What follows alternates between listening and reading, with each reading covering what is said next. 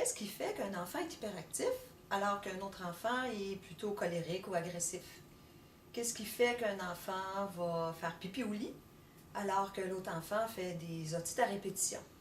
Qu'est-ce qui fait qu'un enfant, par exemple, a des problèmes en mathématiques alors que l'autre enfant, ça va super bien en mathématiques, mais lui a de la difficulté en français? Toutes ces problématiques-là que nos enfants peuvent vivre, en fait, il y a plusieurs causes. On sait que c'est multifactoriel. Mais très souvent, si on a, par exemple, fait attention à l'alimentation, on s'organise que les enfants jouent dehors, on limite le temps d'écran, on, on modifie notre façon de communiquer avec eux, on ajuste l'environnement. Puis des fois, un coup qu'on a fait tout ça, ben, la problématique, elle reste. Peut-être qu'à ce moment-là, on peut aller voir c'est quoi les causes qui sont sous-jacentes, les causes qui sont avant dans la vie de l'enfant. Alors, de plus en plus, on entend parler de l'épigénétique, c'est-à-dire de la science qui nous explique comment notre environnement peut influencer l'expression de nos gènes et nos comportements et même nos maladies. Avec les nouvelles avancées en neurosciences, au niveau du fonctionnement du cerveau, on comprend beaucoup de choses maintenant, même s'il reste encore plein de choses à comprendre. Et avec toutes les observations qu'on fait aussi au niveau de la psychologie périnatale, toutes ces sciences-là commencent à jeter une nouvelle lumière, en fait, sur les problèmes des enfants.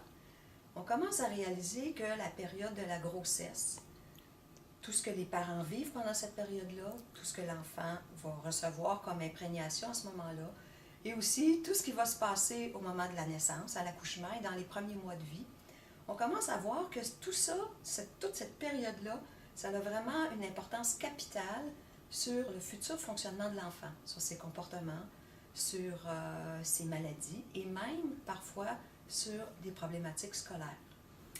Alors, pour illustrer tout ça, je vous donne 2 exemples. Le premier, c'est l'histoire d'une petite fille de 6 ans qu'on a appelée, en fait, un peu humoristiquement, le bébé velcro. Pardon. Donc, cette petite fille-là, depuis qu'elle est née, elle veut toujours être dans les bras de sa maman. Bon, c'est normal pour un petit bébé de quelques mois, mais rendu à 2-3 ans, l'enfant est toujours maman prend, attend les bras, puis elle doit toujours être en contact visuel avec sa mère, dans la même pièce que sa mère. Si sa mère part de la cuisine pour aller dans la chambre, quand elle se retourne, bien, la petite fille la suit, elle est là, derrière elle, toujours près de sa mère. Même que ça devient problématique parce que rendu à 5-6 ans, des fois, la maman, elle veut prendre un bain, relaxer, tranquille. Puis la petite fille, elle joue avec son père ou sa grande sœur, mais au bout de 2-3 minutes, c'est « Et où maman? Et où maman? » Et là, elle s'en va dans la porte de la salle de bain, elle frappe, elle fait une crise, elle veut être avec sa mère. Donc, ils ont tout essayé, la douceur, comprendre, essayer de voir qu'est-ce qui se passe, la calmer, la sécuriser, les explications, la fermeté, il n'y a rien qui fait. Alors, ce qu'on va trouver en travaillant avec la maman, c'est que finalement, à 7 mois de grossesse, elle a eu des saignements. Elle appelle le médecin lui dit, écoute, bon, c'était pas des gros saignements, donc il dit, tu vas aller t'étendre, tu vas rester allongé au moins pour une journée. Si ça amplifie, ben là, tu me rappelles, on va voir ce qu'on fait. Sinon, ça risque de se calmer. Alors, la maman va s'étendre et pendant une journée, elle est étendue avec les mains sur son ventre. Et qu'est-ce qu'elle fait? Elle parle à son bébé. Et intérieurement, ben, elle lui dit, il faut que tu restes bien accroché à maman. Et dans un grand stress d'avoir peur de perdre son bébé, en fait, d'avoir une fausse couche, ben, elle répète ça à son enfant. Donc, c'est certain que ce n'est pas nécessairement les paroles qui vont imprégner l'enfant, mais c'est tout le ressenti de la mère, toute la peur de la mère de perdre l'enfant si l'enfant décolle, en fait. Alors, quand la petite fille est née, finalement, les saignements se sont arrêtés, puis la grossesse s'est terminée à 9 mois, l'enfant est né en parfaite santé, tout va bien. Alors, ce qui s'est passé, c'est que pendant la grossesse, au moment où ce grand stress-là a été vécu par la mère, ben, ce qui s'est imprégné dans l'enfant, c'est « je dois rester collé, accroché à maman, sinon je suis en danger ». Et une fois que l'enfant était né, personne n'a dit, par exemple au cerveau de l'enfant, que c'est bien maintenant, t'es né, tout va bien, on voit que tu es bien vivante, il n'y a plus de danger. Donc, cette espèce de programmation inconsciente qui s'était mise en place, elle est restée active. Jusqu'au moment où la mère en a pris conscience. La petite fille avait alors 6 ans. La mère a réalisé à quel point elle avait eu peur de perdre son enfant à ce moment-là. Elle a expliqué ça à la petite. La petite a juste dit « Ah, maman, merci ». Et pendant l'heure qui a suivi, la maman a fait des tests. Elle allait dans le sous-sol, elle allait dans sa chambre, elle est même sortie dehors dans le jardin. Et la petite fille est restée bien à la table à faire ses dessins. Ça a été terminé. Intéressant, n'est-ce pas? Alors, je vous donne un autre exemple. Celui-là, c'est un exemple d'une problématique de santé. C'est un petit garçon de 9 mois qui était couvert d'eczéma depuis quelques jours après la naissance.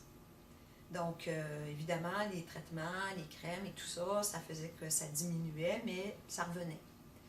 Et la maman a fait un séminaire avec nous.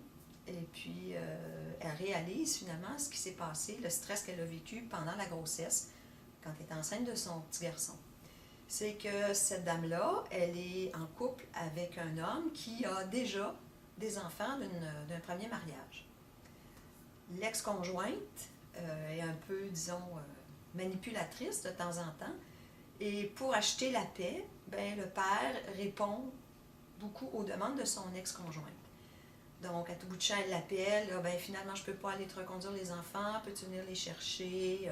Oui, j'arrive. Donc, il y a une espèce de comportement, en fait, qui il répond toujours aux demandes de l'ex et des fois au prix de sa vie avec sa nouvelle conjointe.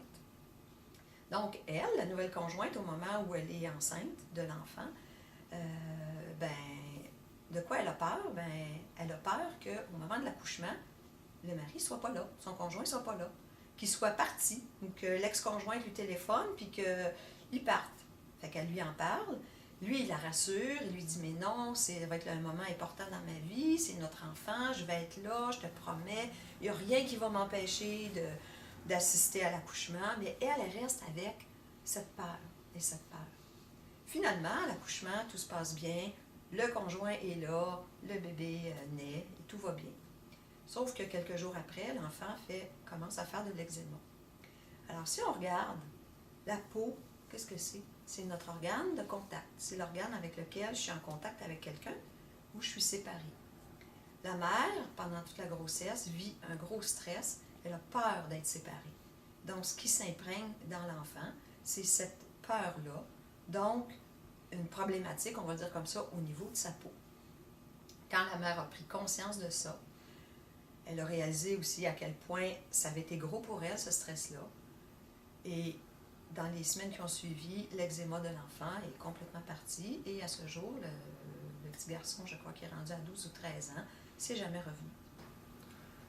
Alors, en tant que parent, vous êtes les mieux placés pour pouvoir vraiment bien analyser, bien comprendre la problématique de votre enfant et pour pouvoir l'aider.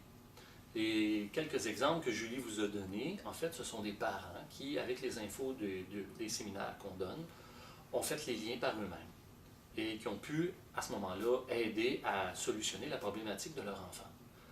Alors, si vous êtes un parent, si vous êtes un grand-parent, si vous êtes un professionnel de l'enfance, ou si vous êtes, par exemple, un adulte qui voulait comprendre sa propre enfance et comprendre les influences qu'on a pu vivre dans notre vie d'adulte, alors ce séminaire-là peut vous aider grandement.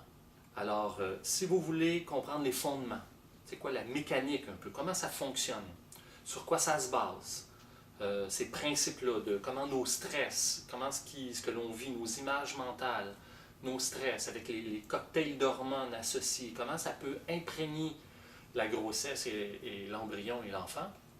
Si vous voulez savoir comment, quel genre de questions se poser et quel lien faire en regardant la problématique de l'enfant, quel genre de questions je dois me poser pour essayer de retrouver l'origine. Et un coup qu'on a trouvé l'origine, si vous voulez savoir comment on fait pour solutionner, et une fois que c'est solutionné, comment on fait, par exemple, avec l'enfant? Comment on explique à l'enfant, en fonction de l'âge de l'enfant, en fonction de la sorte de problématique. Alors, toute cette information-là, on donne ça dans le séminaire qu'on appelle Bio-coaching parent. Alors, si vous êtes intéressé, vous avez les dates dans le bas de l'écran.